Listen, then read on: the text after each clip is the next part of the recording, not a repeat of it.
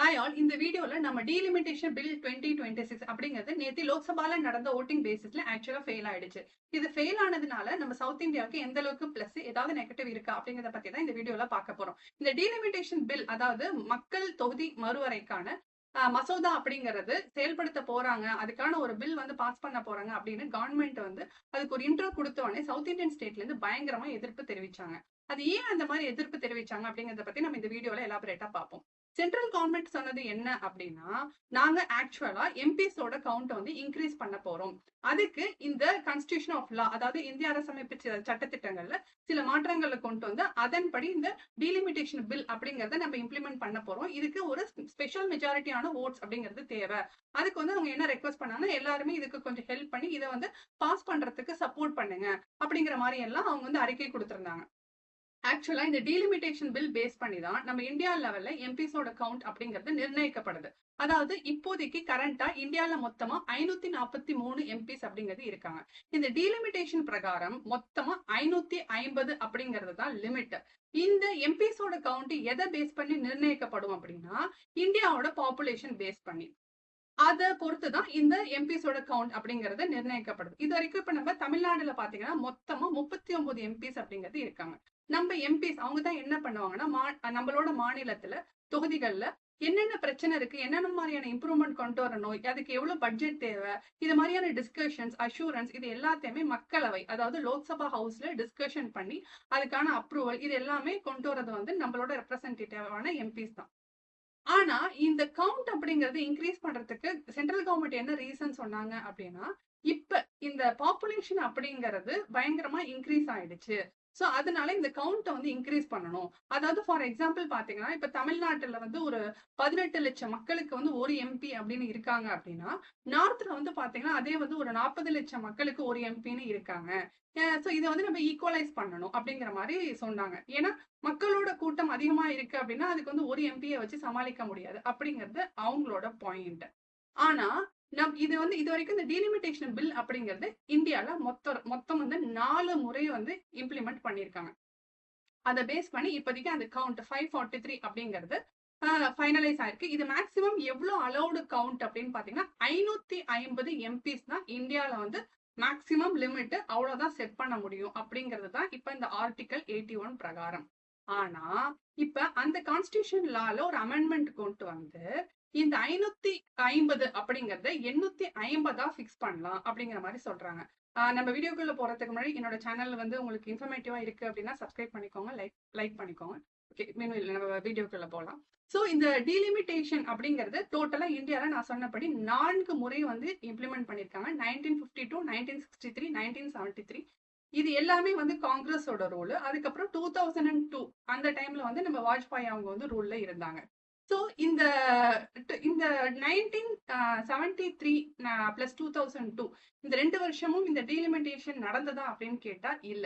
1976ல வந்து ஒரு 42nd amendment அதாவது 42வது முறையான சேஞ்சஸ் வந்து ஆர்டிகல் 82ல கொண்டு வராங்க. எதுக்கு அப்படின்னா, நம்ம இந்த கவுண்ட் வந்து இப்போதைக்கு இன்க்ரீஸ் எல்லாம் பண்ண வேண்டாம், நம்ம வந்து இந்த கவுண்ட் வந்து 543 இருக்கிறது வந்து அப்படியே ஃப்ரீஸ் பண்ணி அடுத்த ஒரு 25 வருஷத்துக்கு வச்சிருவோம். ஏன்னா பாப்புலேஷனை பேஸ் பண்ணி தான் இந்த கவுண்ட்ங்கிறத நம்ம கொடுக்கணும் இல்லையா. பட் இந்தியாவோட பாப்புலேஷன் கவுண்ட்ங்கிறது பயங்கரமா இன்க்ரீஸ் ஆகிக்கிட்டே இருக்கு. முதல்ல நம்ம இந்த கவுண்ட வந்து பாப்புலேஷன் வந்து கண்ட்ரோல்ல கொண்டு வந்துட்டு அதுக்கப்புறமா இந்த எம்பிஸ் கவுண்ட பத்தி நம்ம யோசிப்போம். அது வரைக்கும் இதுல எந்த சேஞ்சஸும் வேண்டாம் அப்படின்னு சொல்லிட்டு இந்திரா காந்தி மேடம் வந்து அப்ப வந்து டிசைட் பண்ணிட்டு இந்த இந்த அமெண்ட்மெண்ட்டை மட்டும் கொண்டு வந்துட்டு எந்த ஒரு மாற்றமே கொண்டு வரல இந்த எம்பிஸ் கவுண்ட்ல. அதுக்கப்புறம் நம்ம இந்த பாப்புலேஷன் கண்ட்ரோல் அப்படிங்கறது சதர்ன் ஸ்டேட் வந்து நிஜமாவே சீரியஸா எடுத்து என்ன பண்ணிட்டாங்க அப்படின்னா, அந்த பாப்புலேஷன் கண்ட்ரோல் அப்படிங்கறது ஒரு லிமிட்ல வந்து கொண்டு வந்துட்டாங்க. ஃபேமிலி பிளானிங் இது எல்லாமே இம்ப்ளிமெண்ட் பண்ணி. ஆனா இந்த பாப்புலேஷன் கண்ட்ரோல் அப்படிங்கறது நார்த் சைட்ல வந்து கண்ட்ரோல் ஆகல. அங்க ஆக்சுவலா ரொம்பவே ஜாஸ்தி ஆயிடுச்சு. அப்ப என்ன ஆகும் அப்படின்னா, அதாவது இப்ப இன்னைக்கு 39 எம்பிக்கள் நம்ம தமிழ்நாட்டுல இருக்காங்க அப்படின்னா, ஃபார் எக்ஸாம்பிள் இப்ப உத்தரப்பிரதேஷ்ல 80 எம்பிக்கள் இருக்காங்க அப்படின்னா, இந்த டோட்டல் கவுண்ட இப்ப அவங்க என்ன எக்ஸ்பெக்ட் பண்றாங்கன்னா 850 இன்க்ரீஸ் பண்ணணுங்கிறாங்க. அதாவது 550ங்கிறது மேக்சிமம் லிமிட். அதுல 543 ஆல்ரெடி இருக்கும். அதை வந்து 850 இன்க்ரீஸ் பண்ணாங்க அப்படின்னா நார்த்ல உள்ள எம்பிஸோட கவுண்ட் வந்து இன்க்ரீஸ் ஆயிடும். சரி அவங்களுக்கு இன்க்ரீஸ் ஆன இதுல நமக்கு என்ன பிரச்சனை அப்படின்னா, ஒரு பில் அதாவது ஒரு மசோதா பாஸ் பண்ணணும் அப்படின்னா, இந்த எம்பிஸோட வோட்டிங் கவுண்ட்ட பேஸ் பண்ணி தான் நம்மளோட பில் அப்படிங்கிறது பாஸ் பண்ணணும். இது வந்து அதுக்கு இப்போ அந்த வோட்டிங் இது எம்பிஸோட கவுண்ட்ட பேஸ் பண்ணி தான் இல்லையா? இப்ப ஜென்ரலா ஒரு சாதாரணமா ஒரு பில் பாஸ் பண்ணணும் அப்படின்னா 50% ஆஃப் த வோட்டிங் இருந்தாலே மோஸ்ட்லி அதை பாஸ் பண்ணிடலாம். பட் இந்த டீலிமிட்டேஷன் மாதிரி கான்ஸ்டிடியூஷனல் லா அமெண்ட்மெண்ட் சேஞ்சஸோட வர ஸ்பெஷல் பில்ஸ் எல்லாத்துக்குமே வந்து 2/3 ஆஃப் மெஜாரிட்டி ஓட் இருந்தாதான் அதை பாஸ் பண்ண முடியும். அப்போ இன்னைய கரண்ட் சிச்சுவேஷன்ல வெறுமனே இருக்கிற அந்த நார்த்தோட எம்பிஸ மட்டுமே வச்சு அந்த மாதிரி பில்களை பாஸ் பண்ண முடியாது. அப்ப அவங்களுக்கு வேணுங்கிற சட்டத்தை வந்து இப்ப ஒருவேளை இந்த இப்ப வர சட்டங்கள் அப்படிங்கிறது நமக்கு சாதகமா இல்லை அப்படின்னா நம்மளோட ஓட்டிங்கை டிபெண்ட் பண்ணாமவே அந்த பில்லுங்கிறது மசோதாங்கிறது பாஸ் ஆயிடும். ஸோ அப்படிங்கிற பட்சத்துல வந்து அது நம்ம சதர்ன் ஸ்டேட்டுக்கு கண்டிப்பா பாதிப்பை கொடுக்கும். அதுல எந்த டவுட்டுமே கிடையாது. இதுல இன்னொரு பாயிண்ட் வந்து இது பாப்புலேஷன் பேஸ் பண்ணி தான் இந்த கவுண்டை கொடுக்கணுங்கிறாங்க. அதாவது ஒவ்வொரு 10 வருஷத்துக்கு ஒரு தடவை நம்ம இந்தியாவோட பாப்புலேஷன் அப்படிங்கறத எடுப்போம். ஸோ 2011ல ஒரு தடவை பாப்புலேஷன் கவுண்ட் எடுத்திருக்காங்க. பட் 2021ல வந்து பாப்புலேஷன் கவுண்ட் எடுக்கல. ஏன்னா அப்ப கோவிட் வந்ததுனால. அதனால இப்ப இந்த டீலிமிட்டேஷன் பில்லை எதை பேஸ் பண்ணி பாஸ் பண்றாங்க அப்படின்னா 2011ல எடுத்த பாப்புலேஷன் கவுண்ட்டை பேஸ் பண்ணி தான் பாஸ் பண்றாங்க. அது எந்த அளவுக்கு கரெக்ட்னு தெரியல. இனிமே பாப்புலேஷன் கவுண்ட்ங்கிறது இதுக்கப்புறம் 2026க்கு அப்புறம் தான் அதை பத்தி வந்து எடுப்பாங்க. ஸோ அதுவுமே வந்து ராங். ஏன்னா 10 இயர்ஸ்க்கு ஒரு தடவை நடக்கிற பாப்புலேஷன் கவுண்ட் பேஸ் பண்ணி தான் இந்த டீலிமிட்டேஷன் பில்லுங்கிறத நம்ம வந்து ஐ மீன் வந்து திரும்ப மறுபரிசீலனைக்கணும்.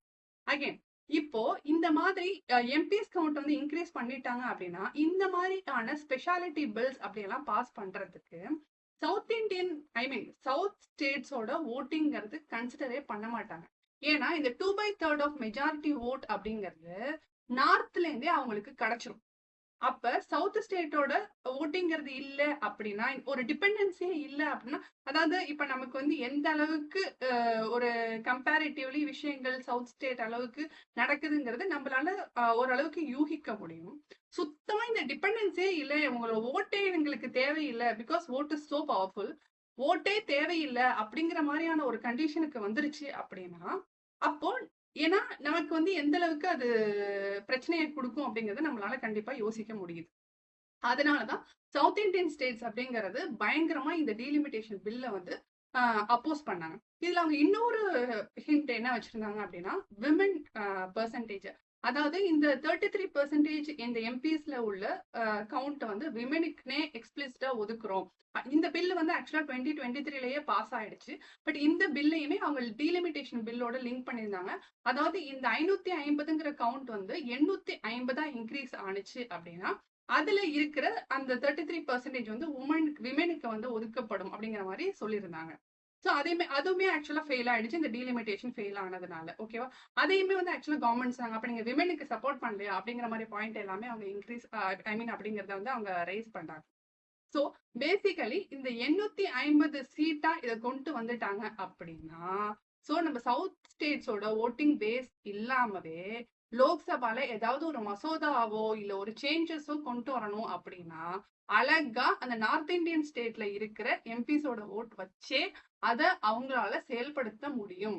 சோ சவுத் இந்தியன் ஐ மீன் எம்பிஸோட ஓட்டுங்கிறது தேவையில்லை. பிகாஸ் ஒரு பில் பாஸ் பண்ணணும்னா இதுல ஆக்சுவலா நேத்தி நான் வந்து கனிமொழி மேடம் அவங்களோட ஸ்பீச்சை வந்து ஆக்சுவலா லோக்சபால பார்த்தேன். I'm not political specific, but seriously I was so impressed. Like வந்து ரொம்ப அட்மையர் பண்ணி பார்த்தேன். பிகாஸ் அவங்க எடுத்து வச்ச பாயிண்ட் எல்லாமே ரொம்ப கிறிஸ்ப் அண்ட் கிளியரா இருந்தது. ஐ மீன் இப்ப நம்ம சோஃபா டிஸ்கஸ் பண்ண பாயிண்ட் எல்லாமே அவங்க அதுல சொன்னாங்க. ஏன் நீங்க 2011 பேசிஸ்ல நீங்க பண்றீங்க, ஏற்கனவே நீங்க ஏதாவது எங்களுக்கு ஒரு அஷூரன்ஸ் கொடுத்தீங்க அப்படின்னா அதை வந்து கண்டிப்பா பண்றதே கிடையாது.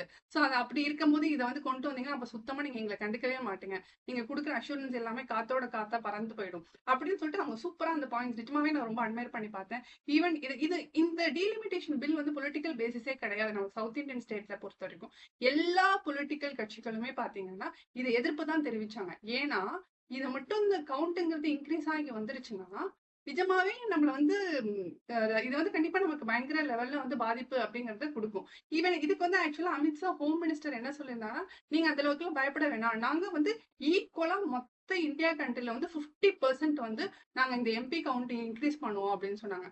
அப்படியே இன்கிரீஸ் பண்ணா கூட இப்ப தமிழ்நாடுல இருக்கிற பெர்சன்டேஜ்க்கு இன்னைக்கு 39 எம்பி சீட் இருக்கு அப்படின்னா, அது மேக்ஸிமம் ஒரு 59, 60 ஆகும் அவ்வளவுதான்.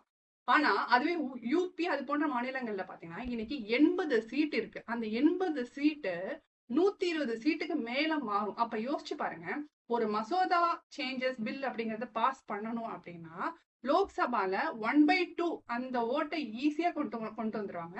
இப்ப இந்த மாதிரி ஸ்பெஷல் கேஸ்க்கு வந்து 2/3, அதாவது 3ல 2 மடங்கு ஆன ஓட் அப்படிங்கிறது தேவைப்படும். அதையும் ஈஸியா வந்து அந்த கவர்மெண்ட்ங்கிறது, ஏன்னா நார்த்ல இந்த கவுண்ட் இருக்கிறதுனால அந்த ஓட் அப்படிங்கிறது அவங்களுக்கு கிடைச்சிடும்.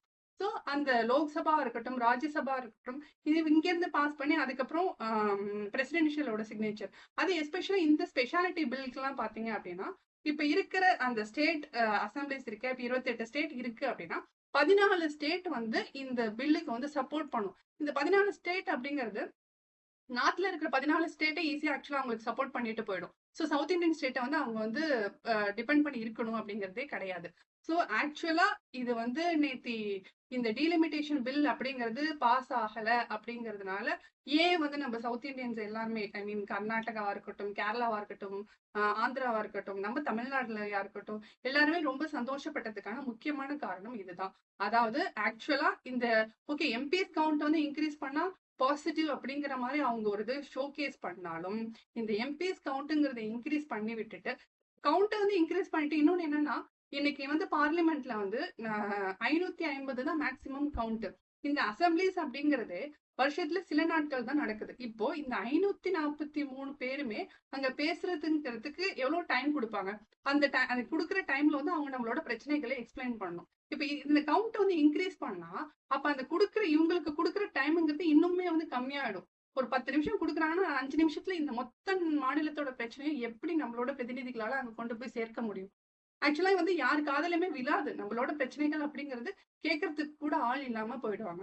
சோ அதனாலதான் நம்மளோட சவுத் இந்தியன் ஸ்டேட்ஸ் வந்து ரொம்பவே இதை வந்து எதிர்த்தாங்க. இது வந்து வரவே கூடாது அப்படிங்கிற மாதிரி நினைச்சாங்க. ஆக்சுவலா நேற்று ஓட்டிங் நடந்தப்ப பாத்தீங்கன்னா 298 ஓட்டு தான் வந்து அவங்களுக்கு பாசிட்டிவா வந்து கிடைச்சிருந்தது. ஆனா எக்ஸ்பெக்ட் பண்ணது அப்படின்னு பாத்தீங்கன்னா கிட்டத்தட்ட ஒரு 362 ஓட்டு கிட்ட வந்து எக்ஸ்பெக்ட் பண்ணது. ஸோ அந்த அளவுக்கு கிடைக்காததுனால இது வந்து லோ டீலிமிட்டேஷன் பில் அப்படிங்கிறது ஃபெயில் ஆயிடுச்சு. ஸோ இதுதான் இப்ப நடந்த ஸ்டேட்டஸ். ஸோ இதனால ஆக்சுவலா சவுத் இந்தியன் ஸ்டேட்ஸ் எல்லாருமே சந்தோஷமா தான் இருக்காங்க. தேங்க்ஸ் ஃபார் வாட்சிங்.